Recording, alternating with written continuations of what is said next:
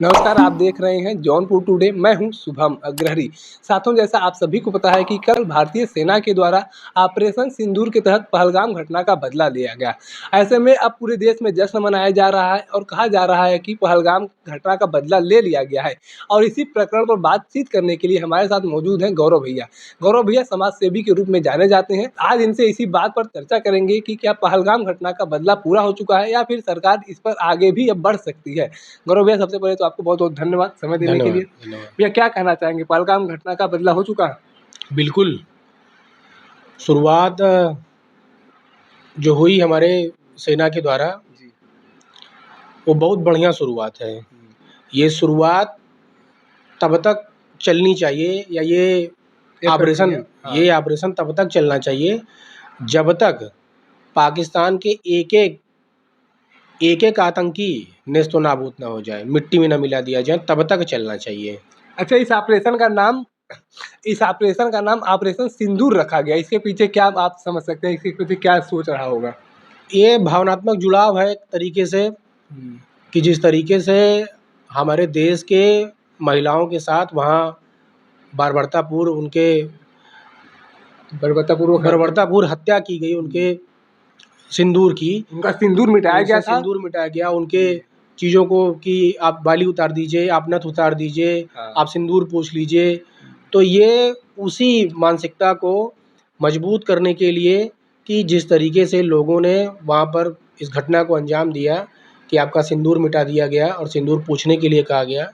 तो ये वही है ऑपरेशन सिंदूर कि आप मतलब कि सिंदूर मिटाने का बदला सिंदूर ऑपरेशन चला कर लिया गया। बिल्कुल, बिल्कुल, ये वही अच्छा। चीज़ है। अच्छा, ये बदला पूरा हो गया कि इसके बाद भी अब सरकार कुछ कर सकती है? बदला ये इसको पूरा नहीं कहेंगे, ये बदला पूरा नहीं है। जी। खुशी है, जो घटना को अंजाम दिए उन लोगों ने, वो वहाँ तक सीमित था। हम लोग यहाँ तक सीमित ना रहें। जब तक ऐसे लोग, ऐसे मानसिकता के लोग हमारे देश में हों, चाहे पाकिस्तान में हों, चाहे हमारे पड़ोसी मुल्क में हों, जब तक ऐसे लोगों का खात्मा पूरी तरीके से नहीं होगा, समस्याएँ हमारे बीच इस तरीके की बनी रहेंगी। मतलब अगर यह घटना जो अंजाम दिया गया पहलगाम में, इस तरह की घटनाएँ आगे भी हो सकती हैं? ये आप नहीं कह सकते कि नहीं हो सकता। अच्छा। ये आप नहीं कह सकते कि नहीं होगा, क्योंकि जिस मानसिकता के लोग इस समाज में अभी भी ऑपरेशन सिंदूर के बाद तमाम न्यूज़ रिपोर्टर, तमाम न्यूज़ और ऐसे सोशल मीडिया पे काम करने वाले और भी हमारे जो बंधु लोग हैं, भाईजन लोग हैं, सहयोगी जन लोग हैं, वो लोग जब अपने माध्यम से, अपने स्तर से समाज में उतर रहे हैं, आ जा रहे हैं। हम जौनपुर की बात नहीं कर रहे हैं कि सिर्फ जौनपुर में ही, जौनपुर, यूपी से लेके दिल्ली तक, हर जगह आप न्यूज़ पर देख रहे होंगे कि जहाँ-जहाँ भी ऐसी घटना पर हमारे लोग और लोगों से, दूसरे समुदाय के लोगों से जब बात करने का प्रयास कर रहे हैं, तो 90 से 95% लोग नकार दे रहे हैं, बात करने के लिए तैयार नहीं है, और अगर बात कर भी रहे हैं, तो वो एक आँसू लिए बात कर रहे हैं कि जो पाकिस्तान में हुआ वो ठीक नहीं हुआ। मतलब जो पाकिस्तान में हुआ वो सही नहीं हुआ और पहलगाम में जो हुआ उस पर कोई अफ़सोस नहीं है। बिल्कुल अफ़सोस नहीं है इन लोगों को।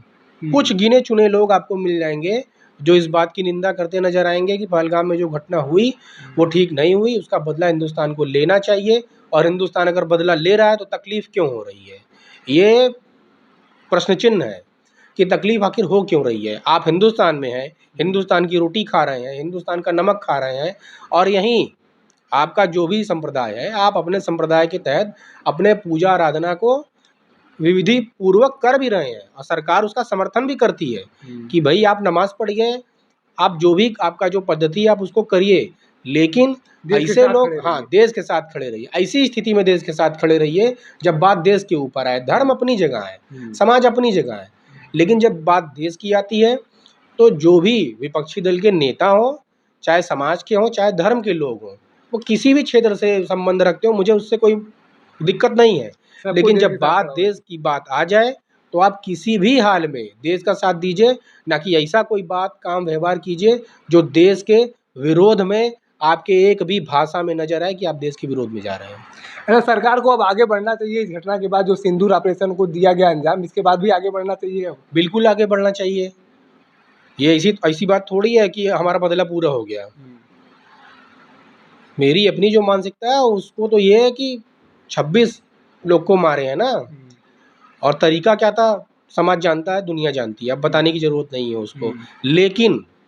लेकिन 26 लोगों के बदले 90 लोग 100 लोग जो भी मरे हैं ये पर्याप्त नहीं है। सरकार को कम से कम 26 दिन ये ऑपरेशन चलाना चाहिए। 26 दिन प्रति व्यक्ति के लिए एक ऑपरेशन, ताकि ऐसे मानसिकता के लोग पाकिस्तान के किसी भी कोने में बैठे हों, उनको वहाँ से निकाल के या वहीं उनको दफन कर दिया जाए तो ज़्यादा बेहतर होगा।